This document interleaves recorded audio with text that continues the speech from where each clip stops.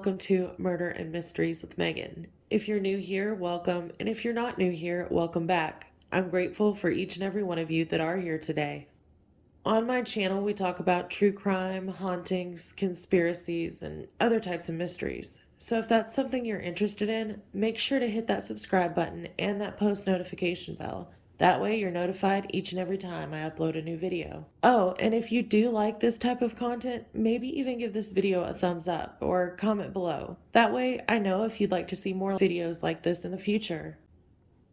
In today's video, we're going to be talking about serial killers and their zodiac signs. I know many people are interested in zodiac signs, wondering things like, does their personality match with their sign? What sign are they meant to be with? What does their future hold? Anything to get some sort of answers in this thing we call life. Well, no one could have predicted that these following people would make the decisions that they did, becoming some of the most notorious serial killers in history. So my question for you is, do you share a zodiac sign with these serial killers? Number 7, Leo, Anthony Sowell, aka the Cleveland Strangler, born August 19th of 1959. Anthony Edward Sowell was an American serial killer known as the Cleveland Strangler. He also would essay many of his victims. Anthony Sowell grew up in a really disgusting and abusive home life. In fact, his own mother, who was a single parent, Claudia Garrison, aka Gertrude, would force the children in the home, including her own niece who lived there, to strip down naked while she would whoop them with cords around the house. But this wasn't the worst of it. When one of them was being punished, the other children had to sit there and watch it. This, of course, would affect Anthony and would cause him to begin his own violent acts during this time. He even forced himself on his niece when she was only 10. He later joined the military, and the next reported attack would actually be 4 years after he was discharged. In 1989, he attacked a woman who was 3 months pregnant when she tried to leave his house. He actually received 15 years for this attempted SA and was released in 2005. He began working at a factory near his home at that point until 2007. Then he lost his job and became unemployed. After this happened, neighbors started noticing a foul smell that they reported to the health department. However, no one could figure out where it was coming from. It wasn't until 2009 that they discovered where this foul smell was coming from, when a woman named Latundra Billups went to his house for a few drinks. When he became angry, he attacked her and forced himself on her before she actually passed out. Luckily, she did get free and reported him to the police. When police went to serve an arrest warrant to him on October 29th, they found 11 different women's bodies on the property. He was charged with 11 counts of aggravated murder and 74 counts of SA, kidnapping, tampering with evidence, and abuse of a corpse. He at first pled guilty by reason of insanity, later changing it to a simple not guilty plea later on. He was convicted of all but 2 counts of these charges in July of 2011, and the following month the death penalty was recommended. In September, he was imprisoned on death row, which he had tried to appeal many times over the course of the next 9 years, all unsuccessful. He actually died in February of this year due to a chronic illness. The home where all of these horrors took place, well, it was demolished at the end of 2011. And in July of 2021, they actually began building a memorial to the victims called the Garden of 11 Angels. Number 8, Virgo, Rodney Alcala, aka the Dating Game Killer, born August 23rd, 1943. Rodney Alcala was an American serial killer between 1968 to 1979. He was actually convicted and sentenced to death for 8 different murders he committed in California, and he received an additional 25 to life sentence after pleading guilty to 2 more in New York. However, the actual number of victims of Rodney Alcala remains unknown to this day. Police found over 1,000 pornographic photos of women, teenage girls, and boys, and in 1977, he was charged with the murder of 1 woman in the photos. Rodney was a sick man who liked to play with his victims. He would strangle them until they passed out. Once they came to, he would do it again and again and again until he lost interest and would finally take their lives. The reason he got his nickname, the dating game killer, is because during his reign of terror on these different victims, he actually appeared on the popular game show, The Dating Game, and won a date with Cheryl Bradshaw. However, she actually refused to go out with him because she thought that he was creepy. It wasn't until 1979 that he was actually arrested on suspicion of murder in California, to which he was sentenced to death for the murder of 12-year-old Robin Samso. This was the beginning of his murder charges. Ultimately, he had many charges and convictions brought against him over his life, from battery, kidnapping, to rape and murder. He finally received the death penalty and was imprisoned in California State Penitentiary until he died at the age of 77 of natural causes, while on death row, July 24th of 2021. Number 9. Libra. Fred West and his House of Horrors. Born September 29th, 1941. Fred West was an English serial killer who took the lives of at least 12 different victims between the years of 1967 to 1987.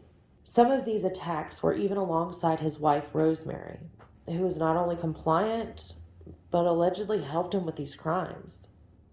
The victims of the Wests were all young women, and the crimes were all sexual in nature, even including bondage, torture, and mutilating them. The couple would then work together to dismember the bodies and either bury them in their cellar or their garden on their property. One of the victims was even Fred's stepdaughter, Charmaine, who was thought to have been killed by Rose alone. In 1992, Fred assaulted his 13-year-old daughter, Louise. Weeks after this continued to happen, Louise confided in a friend and her mother. The woman then went to the police in August of 1992. When the police went to the home, they found numerous sexual objects and videos that Louise had told them about. She ended up telling them everything. The other children in the home also stated that if they had told anyone what had been going on inside their home, that they had been told, they would be buried under the patio just like their sister had been. Of course, this led to more investigations into the disappearance of their sister Heather. Eventually, this led the investigators to get a warrant, and Fred admitted to killing his daughter in a fit of rage and told the police where to find the body. Upon exhumation, they found an additional thigh bone. Fred then admitted that they would find more bodies on his property. This search led to the police finding 6 other young females' remains. Each one of them were severely mutilated and they were missing different pieces, but Fred would never tell them where these missing parts of them were. Ultimately, Fred West was charged with 12 murders and his wife Rose was charged with 9 in June of 1994. Rose continued to maintain her innocence, which upset Fred, and he recanted his confession and said that Rose was responsible for all except for one, which his first wife had committed. Before he could be convicted for the 12 murders, he actually took his own life on January 1st of 1995. In November of 1995, Rose was actually convicted of 10 of the murders and was sentenced to 10 life sentences. However, she still maintains her innocence. Number 10, Scorpio. Joseph James Dangelo, aka the Golden State Killer. Born November 8th of 1945. Joseph James Dangelo Jr. is an American serial killer and former police officer who committed at least 13 murders along with other crimes. His crime spree was across the state of California between 1973 to 1986, and he had multiple nicknames that were given to him over the course of his different sprees. Between 1973 to 1976, he was known as the Visalia Ransacker over the time that he believed to have been responsible for 120 burglaries and 1 murder. Between 1976 to 1979, he was known as the East Area Rapist, aka the Golden State Killer, where he graduated from theft to assault. And during this time, he actually took the lives of a couple who had tried to flee. Between 1979 to 1986, he was known as the original Night Stalker, where he once again graduated his crime level to the next level of violence, this time killing each one of his victims or attempting to take their lives. Finally, through DNA, genetic, genealogy, searching on GED Match, they eventually linked Dangelo to these crime sprees and suspected him of others. He was finally arrested April 24th of 2018, and they charged him with 8 counts of first-degree murder with special circumstances. Less than a month later, he was charged with 4 more counts of first-degree murder. He couldn't be charged with some of the other crimes, the essay or burglary, due to the statute of limitations. However, ultimately, he was charged with 13 counts of murder and kidnapping. On June 29th of 2020, he pled guilty to these charges to avoid the death penalty. August 21st of that year, he received multiple life sentences and will not ever be eligible for parole. He is currently incarcerated at California State Prison at the age of 75 years old. Number 11, Sagittarius. Ted Bundy. Born November 24th of 1946. Theodore Robert Bundy, aka Ted Bundy, was an American serial killer who kidnapped, assaulted, and took the lives of many young women and girls between the years of 1974 to 1978. He confessed to 30 different homicides, however, the true number of victims is unknown. Ted Bundy was known for being very charismatic, good-looking, who many said seemed to just be a normal and kind man. However, he would use these things to win the trust of his victims. He would approach them in public places, would fake an injury, pretend to be an authority figure, things like this. Once he got their attention and a bit of trust, he would then knock them unconscious, take them somewhere else to do what he wanted with them before taking their lives. Sometimes he would even revisit the crime scene, performing different acts, and even keeping the severed heads of some of them at his apartment as mementos of these crimes. Ultimately, he was charged and convicted of aggravated kidnapping, attempted murder, burglary, and murder. However, after his initial capture in 1975, he actually managed to escape 2 times between 1977 to 1978, and he committed 3 more murders in Florida before he was actually recaptured. He ended up receiving the death penalty and was executed in Florida State Prison in January of 1989.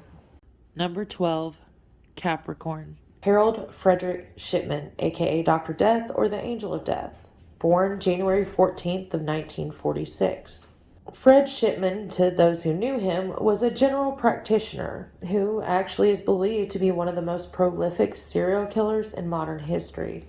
An inquiry into all the deaths of his patients who were under his care between 1975 to 1998 actually identified 218 patients who became victims of Dr. Shipman. It was in March of 1998 that Linda Reynolds expressed her concerns to a coroner for the district of Shipman's high death toll in his patients that he had seen. It seems that she was concerned about how many elderly women were actually cremated. However, police were never able to find enough evidence after looking into this initially, and he continued to see his patients. His last patient was a woman named Kathleen Grundy, who was found dead in June of 1998. However, when her will seemed to exclude everyone, even including her own children, but yet Harold Shipman would receive 386,000 euros according to her will, the lawyer then decided to go to the police, who began to investigate this woman's death further. When they exhumed Grundy's body, they actually found traces of heroin in her system. When Shipman was questioned, he stated that she was an addict and showed him his dictation notes from their visits. What Shipman didn't count on was the police looking into these notes. Well, they were added after her death. They found that he had falsified her chart, her will, and had been administering lethal doses of heroin to at least 15 different patients and falsifying that they were in poor health. In January of 2000, he was actually found guilty of 15 counts of murder and 1 count of forgery. He was sentenced to 15 life sentences plus 4 years to run consecutively with that for the forgery charges. Unfortunately, Shipman did not serve out his sentence and instead hung himself in his cell the day before his 58th birthday. This was on January 13th of 2004. Between the year 2001 to 2005, inquiries into all of his patients were completed. And in the 6th and final report that was given, it was said that a total of 459 people died while under his care. between the years of 1971 to 1998. The thing is, they were uncertain about how many were actual murder victims. Although it's estimated to be around 250 victims over the 27 years, 218 were confirmed. This inquiry actually led to changes being made within the GMC for changes in prescribing pain medication, death certificates, and other things. This is known now as the shipment effect.